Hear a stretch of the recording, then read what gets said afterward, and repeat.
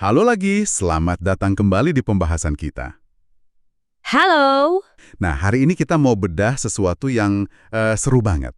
Sesuatu yang mungkin sering kita sadari pas lagi baca Al-Quran, tapi mungkin belum sempat kita gali lebih dalam. Apa tuh? Soal pengulangan ayat. Kenapa ya ada ayat yang diulang-ulang, kadang berkali-kali, di surat yang sama? Iya. Ini pertanyaan yang bagus banget. Karena sekilas, apalagi dengan kacamata sastra modern, pengulangan itu kan kadang dianggap gimana ya? Tanda kurang kreativitas. Atau kehabisan kata-kata, gitu ya? Betul. Tapi dalam konteks Al-Quran, kita harus buang jauh-jauh anggapan itu. Iya, setuju. Rasanya terlalu disengaja untuk jadi sebuah kebetulan. Dan dari materi yang kita punya, kelihatan jelas kalau ini bukan bug, tapi sebuah fitur. Sebuah fitur, istilah yang pas. Sebuah teknik retorika yang canggih. Nah, jadi misi kita hari ini adalah membongkar mengapanya. Kita akan lihat beberapa contoh dari pengulangan yang efeknya kayak pukulan drum, sampai yang dimodifikasi sedikit untuk mengembangkan cerita atau aturan. Siap? Siap. Mari kita mulai. Oke, kita mulai dari contoh yang paling kentara, yang paling dramatis menurut saya. Ada di dalam surat Al-Mursalat. Ya. Surat ini kan pendek, tapi energinya luar biasa intens. Setiap kali saya baca, ada satu ayat yang terus-terusan kembali dan seolah menampar kita. Saya tahu yang kamu maksud. Ritmenya sangat kuat, hampir mustahil untuk nggak menyadarinya. Betul. Ayat yang dimaksud adalah ayat ke-15 dan diulang-ulang setelah itu. Mari kita dengarkan bunyinya. Dari surat Al-Mursalat. Wailun yauma idzin lil mukadzibina. Celakalah pada hari itu bagi para pendusta. Dalam surat yang totalnya cuma 50 ayat, diulang sebanyak 10 kali. 10 kali. 10 kali. Itu banyak banget untuk surat sependek ini. Efeknya itu bukan cuma pengingat, tapi terasa kayak refren dalam lagu rock yang keras yang terus menghantam kita. Analogi pukulan drum atau refren itu sangat pas. Karena memang ada beberapa fungsi yang berjalan bersamaan di sini. Oke, Yang paling jelas, tentu saja, adalah penegasan, emphasis. Pesan sentral surat ini kan tentang keniscayaan hari kiamat dan konsekuensi bagi mereka yang mendustakannya. iya. Dengan mengulang ancaman ini, pesannya jadi nggak mungkin untuk diabaikan. Ini bukan bisikan, tapi teriakan yang diulang-ulang. Jadi ini semacam tanda bahaya yang sengaja dibuat berisik supaya semua orang pasti dengar. Tapi rasanya ada yang lebih dari sekedar penekanan, kan? Tepat. Soalnya posisi pengulangannya terasa sangat teratur. Nah, disitulah letak kejeniusan sastranya. Ini juga berfungsi sebagai penanda struktur narasi. Oh, coba jelaskan lebih lanjut, gimana tuh maksudnya? Kalau kamu perhatikan polanya, setiap pengulangan ayat celakalah pada hari itu bagi para pendusta, ini muncul setelah pemaparan sebuah argumen. Argumen tentang apa? Bukti kekuasaan Tuhan. Misalnya, Al-Quran bicara tentang angin yang dikirimkan, lalu tentang malaikat, tentang hari pembalasan. Setelah argumen itu selesai, bam, muncul ayat itu. Ah, Lalu, dilanjutkan lagi dengan deskripsi penciptaan manusia dari air yang hina. Selesai argumen itu, bam, muncul lagi ayat yang sama. jadi seolah-olah Tuhan sedang berkata, aku sudah tunjukkan bukti A.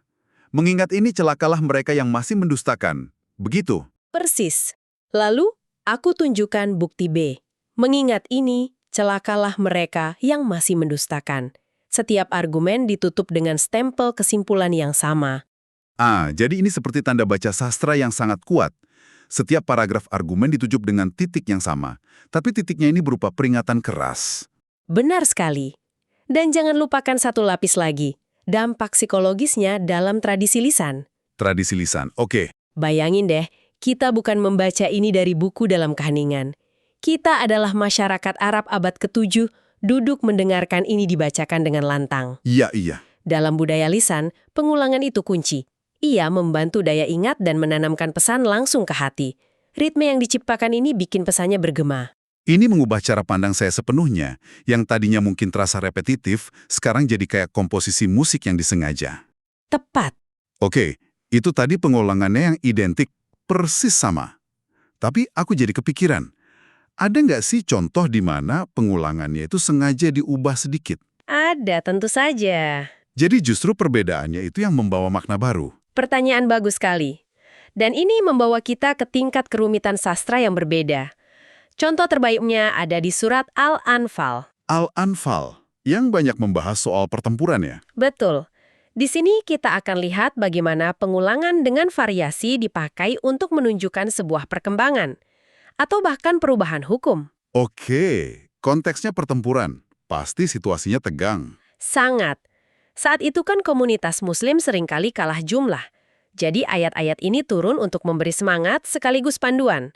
Nah, ada 2 ayat yang turun berurutan, ayat 65 dan 66. Bersebelahan persis. Ya, keduanya membahas rasio kekuatan. Mari kita dengarkan yang pertama, ayat 65. In yakun minkum ishruna sabirun, yaglibu mi'atain, wa in yakun minkum mi'ah, yaglibu alfan minalladzina kafaru. Jika ada 20 orang yang sabar di antara kamu, niscaya mereka dapat mengalahkan 200 orang musuh.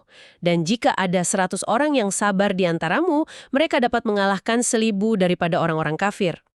Wow, 1 orang berbanding 10? Iya. 1 orang sabar diasumsikan bisa melawan 10 musuh. Itu standar yang luar biasa tinggi.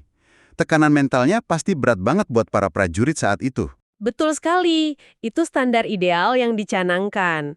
Tapi kemudian, langsung di ayat berikutnya, ayat 66, ada penyesuaian. Dengarkan baik-baik perubahannya. Fa'iyakun minkum mi'atun sabiratun yaglibu mi'ataini, wa iyyaku minkum alfu yaglibu alfaini biiznillah. Maka jika ada 100 orang yang sabar di antara kamu, niscaya mereka dapat mengalahkan 200 orang. Dan jika di antara kamu ada 1000 orang, niscaya mereka dapat mengalahkan 2000 orang dengan seizin Allah. Tunggu. Rasionya berubah drastis. Sangat. Dari 1 lawan 10 di ayat pertama, sekarang jadi 1 lawan 2. Ini terjadi di ayat yang persis sebelahan. Ini kan bisa bikin bingung. Nah, bisa jadi. Orang bisa saja berpikir, loh, kok nggak konsisten? Apa ini semacam ralat? Justru disitulah keindahannya. Ini bukan ralat atau kesalahan, tapi sebuah contoh brilian dari apa yang para ulama sebut sebagai takhfif. Takhfif. Apa itu? Keringanan. Ayat pertama itu menetapkan standar spiritual yang sangat tinggi. Namun teksnya kemudian seolah melihat kondisi audiensnya dan mengakui bahwa ada kelemahan pada diri mereka. Oh. Ayat 66 itu diawali dengan kalimat, "Sekarang Allah telah meringankan kamu dan Dia mengetahui bahwa padamu ada kelemahan." Jadi, ini adalah sebuah penyesuaian yang realistis. Teksnya seolah berdialog dengan kondisi manusia saat itu. Ini luar biasa. Betul. Ini menunjukkan aturannya tidak kaku dan buta, tapi dinamis dan penuh pengertian. Tepat sekali. Ini cerminan dari sifat rahmah atau kasih sayang Tuhan. Dan perhatikan bagaimana pengulangan frasa kunci seperti jika ada di antara kamu dan mereka dapat mengalahkan digunakan. Iya. Strukturnya mirip. Frasa-frasa itu berfungsi sebagai, jangkar linguistik. Ini memastikan pendengar tahu kita masih membicarakan topik yang sama, yaitu rasio kekuatan. Tapi angkanya diperbarui. Jadi pengulangan di sini berfungsi sebagai jembatan untuk menyampaikan evolusi aturan, menunjukkan teks yang hidup. Gila ya? Persis. Oke, jadi kita udah lihat pengulangan untuk penekanan ritmis dan untuk evolusi makna. Sekarang, gimana kalau dalam sebuah cerita? Bisa nggak pengulangan jadi alat untuk membangun narasi? Tentu saja, dan seringkali penggunaannya jauh lebih halus, tapi nggak kalah kuat dampaknya. Contohnya? Mari kita lihat salah satu perumpamaan paling terkenal dalam Al-Quran, kisah 2 pemilik kebun dalam surat Al-Kahfi. Iya, cerita tentang si kaya yang sombong dengan kebunnya dan temannya yang miskin tapi bijak. Benar, inti dari cerita ini kan dialog ya, sebuah perdebatan antara 2 pandangan dunia. Nah, Al-Quran menggunakan sebuah frasa pengulang yang sangat subtil untuk membingkai dialog ini. Oke. Frasa itu adalah, wahuwa yuhawiruhu, sedang dia bercakap-cakap dengannya. Oke, sedang dia bercakap-cakap dengannya. Di mana aja frasa ini muncul? Pertama kali muncul di ayat 34. Ini momen ketika si pemilik kebun yang kaya di puncak kesombongannya bilang, hartaku lebih banyak dari hartamu dan pengikutku lebih kuat. Oke. Teksnya membingkai ucapan sombong ini dengan kalimat, lalu dia berkata kepada kawannya, sedang dia bercakap-cakap dengannya. Oke, jadi itu pengantar untuk argumen si kaya. Tepat.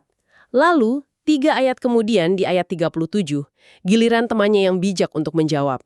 Dan sekali lagi, Al-Quran menggunakan frasa yang sama persis untuk mengantarkan jawabannya. Oh, sama persis. Sama persis. Kawannya berkata kepadanya sedang dia bercakap-cakap dengannya. Wow, itu detail yang sangat halus. Jujur aja, kalau kita baca cepat, detail kayak gini pasti kelewat. Seringkali begitu. Tapi begitu disorot, maknanya jadi dalam sekali. Jadi frasa yang sama dipakai untuk memberi panggung kepada dua orang dengan pandangan bertolak belakang. Betul. Ini kayak sutradara film yang sengaja pakai jenis shot yang sama untuk dua karakter yang berdebat, supaya penonton merasa kedua argumen diberi bobot setara. Analogi yang sempurna. Dengan mengulang frasa wahuwa yuhawiruhu, teks ini melakukan beberapa hal. Pertama, ia mengikat kedua bagian dialog ini menjadi satu kesatuan utuh. Bukan monolog yang terpisah. Benar. Ini satu percakapan. Kedua, kata yuhawiruhu sendiri berasal dari akar kata yang sama dengan hiwar yang berarti dialog atau diskursus. Jadi, teksnya sendiri secara eksplisit memberitahu kita, perhatikan, inti adegan ini adalah interaksi. Jadi pengulangannya berfungsi sebagai sinyal untuk fokus pada pertukaran idenya, bukan hanya siapa yang bicara. Ini memperkuat tema utama cerita itu. Persis. Ini contoh bagaimana alat sastra yang sederhana dan subtil bisa menjadi tulang punggung narasi, memberi ritme, struktur, dan makna yang lebih dalam. Gila ya, kalau kita bedah seperti ini. Dari satu ide pengulangan ayat, kita nemu setidaknya 3 fungsi yang sangat berbeda dan canggih. Dan ini jelas bukan kebetulan. Jelas bukan. Jadi apa artinya semua ini untuk kita sebagai pembaca atau pendengar? Mungkin rangkuman singkatnya begini. Pertama, kita lihat penekanan ritmis yang dahsyat kayak di surat Al-Mursalat.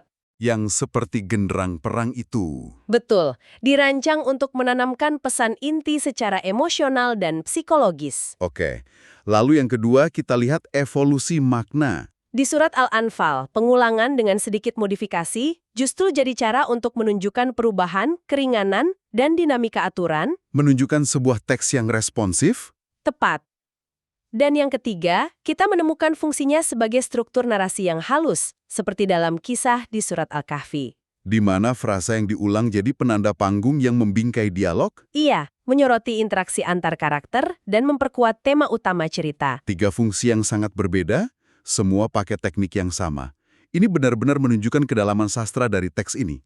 Apalagi kalau kita ingat.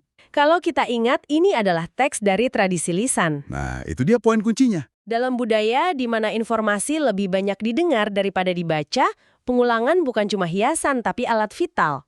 Membantu daya ingat ya. Membantu daya ingat, menciptakan irama, dan memperkuat dampak pesan. Ini memunculkan satu pertanyaan penting untuk Anda renungkan setelah ini. Betul. Mungkin ini bisa jadi semacam kacamata baru saat Anda berinteraksi dengan teks apapun di masa depan. Gimana tuh maksudnya? Coba deh, lain kali Anda mendengarkan sebuah pidato politik, membaca puisi, atau bahkan lirik lagu favorit Anda. Coba perhatikan pola pengulangannya. Oke. Lalu tanyakan pada diri Anda, apakah ini pengulangan kata yang malas karena penulisnya kehabisan ide, atau ada tujuan yang lebih dalam di baliknya? Apakah pola itu dirancang untuk membuat kita merasa nyaman, terprovokasi, atau Atau untuk menanamkan sebuah ide di benak Anda sampai Anda tidak bisa melupakannya? sebuah tantangannya menaik? Jadi kita diajak untuk menjadi pendengar dan pembaca yang lebih aktif dan kritis. Tepat, pola-pola retorika ini ada di mana-mana di sekitar kita. Begitu kita mulai bisa melihat mengapa di balik sebuah teks, kita tidak hanya akan lebih memahaminya, tapi juga jadi lebih sadar bagaimana teks itu mencoba membentuk cara kita berpikir dan merasa. Dan itu seringkali jauh lebih mencerahkan daripada sekedar tahu apa isinya. Persis. Pikiran yang menarik banget untuk dibawa-bawa. Oke, sampai di sini dulu pembahasan mendalam kita kali ini. Semoga ada wawasan baru yang bisa Anda dapatkan. Sampai jumpa di lain waktu.